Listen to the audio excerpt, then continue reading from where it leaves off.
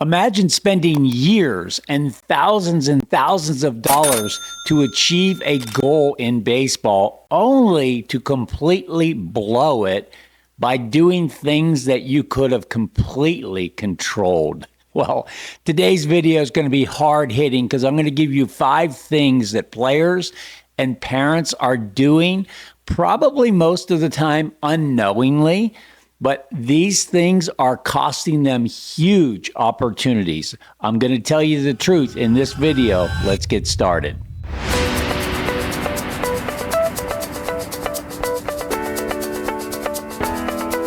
And now, the most trusted name in all of youth sports, here's Coach Mark. Okay, I think long and hard about the videos that I create for my subscribers. I just want to give you good value. Obviously, this is free. So by the way, go ahead and hit the subscribe button. Go ahead, hit the like button. Comment if you would like. Love to hear your comments. Hit the notifications. These are all important things. But this content is really fun for me to share because it's 20 years of experience that I'm sharing with you.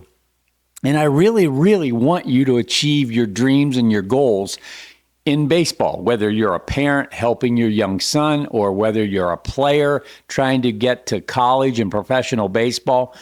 But today's video is going to be a little hard hitting, and it may be hard to hear because it might just hit close to home. And what I mean by that is, my guess is you're probably doing at least one of these. Some of you 2, some of you 3, some of you 4, and even 5. You're 0 for 5 on doing these things, meaning you're really, really hurting your chances of getting to the next level. So I got a little list here in front of me just to keep me on track. So let's start with players. I've got 3 things that you're doing or not doing that are really hurting your chances. And parents, don't click off, because at the end, I'm going to go 4 and 5, and they're just for you. So let's get started with number 1, players. If you are not showing incredible energy and hustle on the field, you are going to get overlooked. You are going to get scratched off the list. In other words, if you're trying to fit in, if you're trying to look like everybody else, not stand out too much by doing what you might call weird things, then you may fit in with everybody, but the college coaches are not going to be interested in you at all. Let me give you a couple examples. When I talk about hustle, you get walked. If you show some body language like you're frustrated, you got walked, and you're shaking your head, and you're tossing your bat, and you're jogging down to first base slowly, or even in some cases, I've seen kids walk. If you think that's showing people that you're a competitor, you're completely wrong.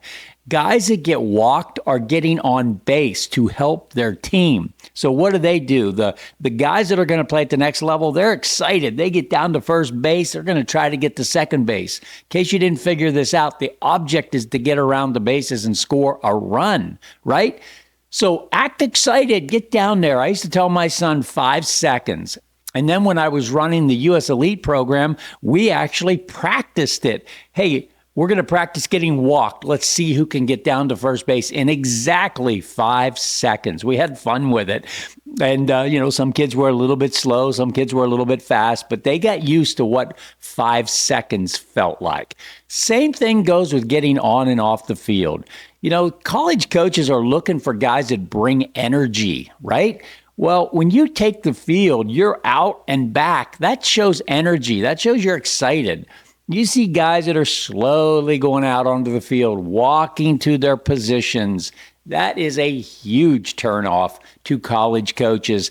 It's what so many kids do. So if you want to stand, you want to be lumped in with the big crowd, just look lazy, look slow, look lethargic, look like you don't want to be there.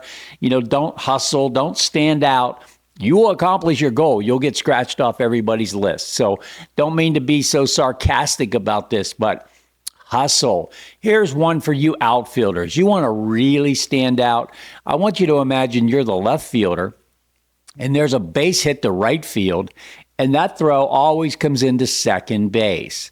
You want to really stand out if you're the left fielder, run in and back up the throw coming in from right field. Here's what happens. College coaches are watching the game, and they see the play going on over here, but there's something moving that they're not used to see moving over here, and they look, and it's you flying in there to back up that throw.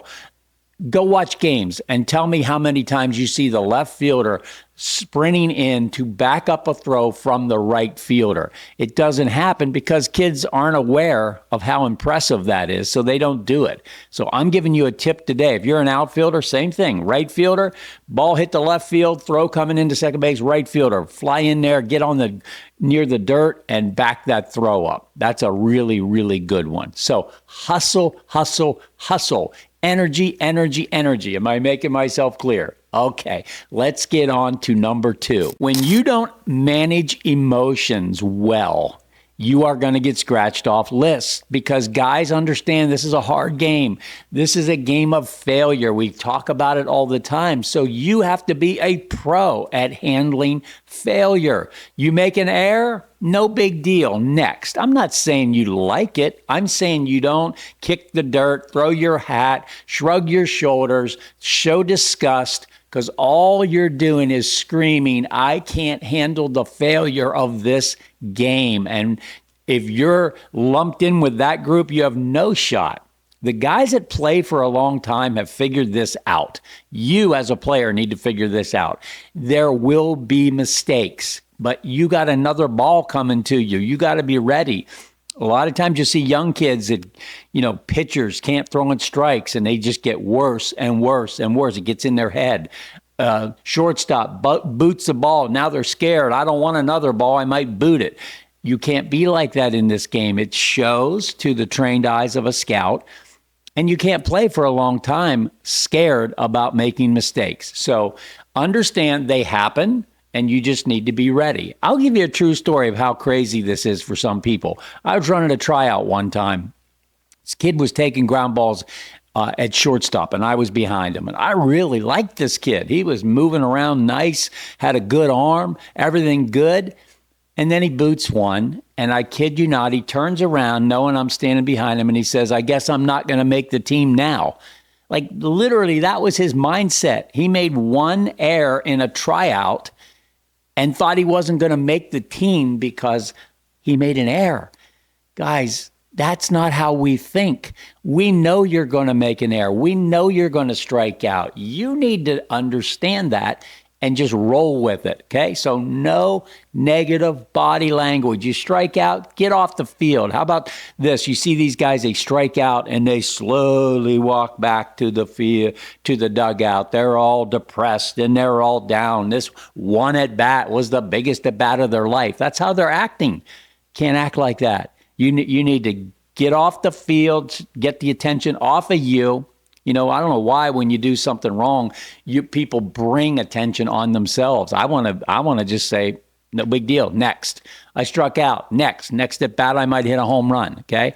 That's the attitude of a champion. All right. Let's get to number 3. Selfish player. Guys like me, guys like college coaches, they don't want selfish players. They're miserable.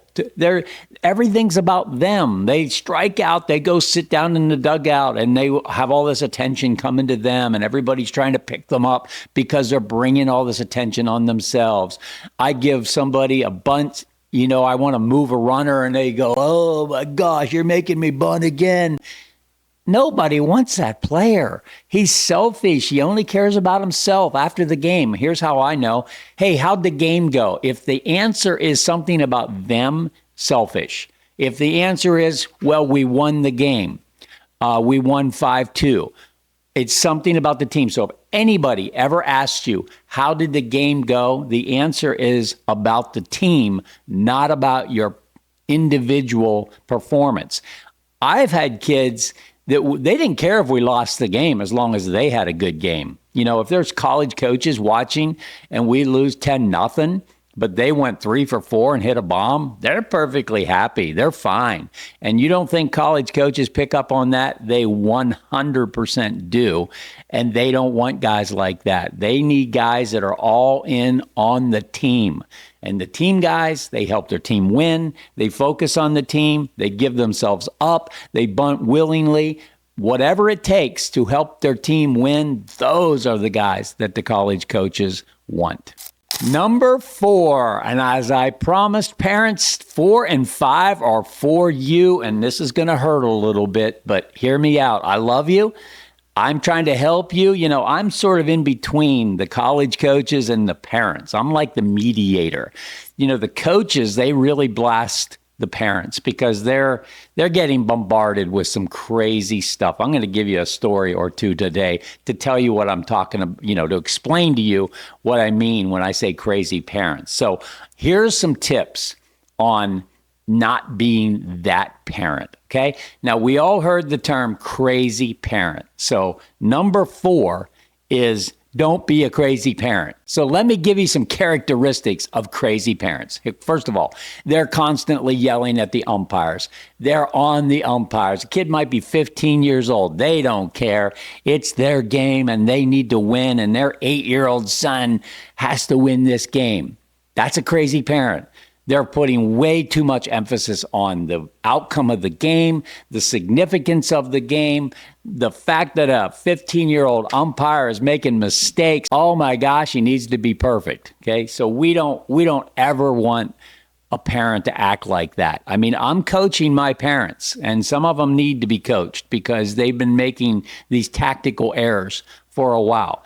Another thing they do, they constantly coach their kids from the stands. I get video sent to me. People want to be a client of the ambassadors group. They send me video. Let me tell you, I'm just giving you a tip here. Big turnoff for me is moms and dads absolutely going crazy in the stands, coaching.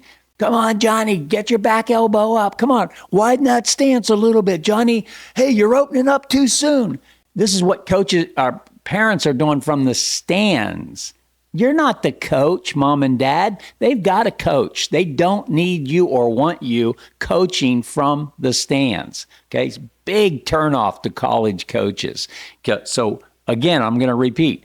What's a crazy parent? Yelling at umpires constantly. Coaching from the stands. Here's another one. Taking them drinks. Taking your son little snacks. Well, Johnny, he's probably hungry. Oh, look, it's 95 degrees. He needs a drink. And mom or dad runs down to the dugout. Johnny, I got you a drink. Here's your Mountain Dew. Okay, don't do it. You know what that screams to college coaches? It screams, first of all, Johnny can't take care of himself because mom and dad must have to bring him drinks. Here's the other thing. Entitled kid. Mom and dad are doing everything for the kid. Mom and dad are helicopter parents overseeing everything. I'm just telling you, I know a lot of people are doing these things. It doesn't make it right. In fact, it's still very, very wrong. Okay, here's another one. True story. When you see your son do something in the game that you don't like, and somehow you're going to communicate that to him during the game. Okay, here's a true story. I was at a game, watching a game. One of our teams was playing. Really talented kid on our team. In a tight game, hits a double to lead off late in the game. I think it was a 1-run game. He proceeds to get picked off. Okay, in a really tight game, lead off double. I mean, it's like the ultimate mental mistake. You don't get picked off in this game. Well, his dad was infuriated. And there were about 50 pro scouts there to see this particular kid on this particular day. So imagine the setting here. Now, the pro scouts, do they like him getting picked off? No. Okay. But are they all leaving because he got picked off? No. He was doing great things during the game. He's a top 10 prospect, right? I look over, I see his dad. Here he comes. He's beelining across. He's mad. He's huffing and puffing, and he's heading to the dugout to give this kid a piece of his mind because he is emotionally charged, okay? When he gets almost to me, I jump up. I was on the first row. I jump up, and he gets about this close to me, and I said, turn around and go sit down.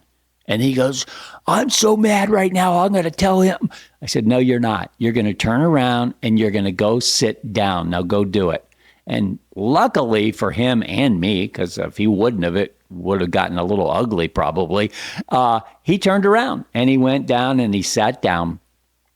Oh, I forgot one other part of the story. I said to him, you got 50 pro scouts looking at you right now, and they don't want to see you go yell at your son. So go sit down. So he turns around and goes sit down. Well, he comes up to me after the game. We ended up winning the game, so maybe it helped him a little bit. But he comes up and he gives me a big hug, and he says, thank you so much. Thank you so much. He said, I was so angry. I said, I know. Everybody on our side was angry. Nobody wants to see a kid get picked off, but you cannot do that in front of anybody, especially 50 pro scouts. So if you are getting emotionally charged during the game, moms and dads, and you're going to talk to your son or trying to give him a tip or whatever, you are not helping. You are very much hurting him. So stop doing that. All right, we're at number 5, the final thing. And moms and dads, this is another thing that you may be doing that is dramatically hurting your son's chances. And here's what it is. You are allowing him to quit. You are reneging on commitments that you made. You are jumping from travel team to travel team to travel team, looking for the perfect, situation. The grass is always greener. And let me tell you what you get labeled. You get labeled as somebody who doesn't keep their commitments. You get labeled as a jumper. And there's another term. I can't use it on YouTube, but when you're sitting up in the stands talking to the pro scouts, they've got a term for you, and it's not very flattering at all. So here's the thing. First of all, never, ever, ever quit a team unless it's something criminal or something going on. Obviously, there are exceptions to this. But when you quit, you are sending a terrible message to the college coaches and to your son. Hey, when the going gets tough, we bail, we quit, we move on. And trust me, I'm speaking from experience. I've had plenty of people over the years that I was running a travel program, and for whatever their reason, they somehow justify reneging on a commitment and quitting. And I have zero respect for people that quit. What you do is you keep your commitment until it's over, and then you make a change. The definition of commitment is doing what you said you were going to do long after the mood you said it in has passed. That's the right definition. Let me tell you what the definition in travel baseball and youth sports is. Doing what you said you're going to do until you change your mind. And then you just flippantly change your mind. I'm going to hammer this home. If you're that parent, you're going to get labeled. Your son's not going to get opportunities because you don't keep your word. That's just how it works. Okay. So stop doing that if you're doing that. So not keeping your commitment is a huge red flag. Make sure you know that. Keep your commitments, and you'll be just fine. Okay, so let's recap, and I'm going to take the positive side of this. Instead of telling you what not to do, I'm going to tell you what to do. Okay, so we had 3 things for players. We said we want to be the most energetic and hustling player on the field. Number 2, we said we were going to manage our emotions. We were going to understand the game as a game of failure, and we were going to act accordingly. And number 3, we said we were going to be an unselfish player. We're going to do things to help our teams win. Now, for the parents, we said don't be the crazy parent. And I outlined some characteristics of crazy parents. And number 5, I said we needed to manage our commitments. We needed to keep the commitments that we made and not get labeled a quitter. That's it. I hope you enjoyed the video. Until next time, God bless. Moms, dads, Coach Mark here. Did you know that there was more help available to you? It's true. Now, we love doing our YouTube videos. We're going to continue to do them. And please, by the way, hit the subscribe button, hit the like button, hit some comments, get engaged with us. That helps build our YouTube channel so we can continue providing this free content. But in addition to that, you may not know about the Ambassadors Group. That is the consulting company that I formed specifically to get intimately involved with certain families, players, to help them all the way through the journey of youth sports. We're starting with kids as early as 10 and 11 years old. Now, I know all the haters out there are going to say, what are you doing with 10-year-olds?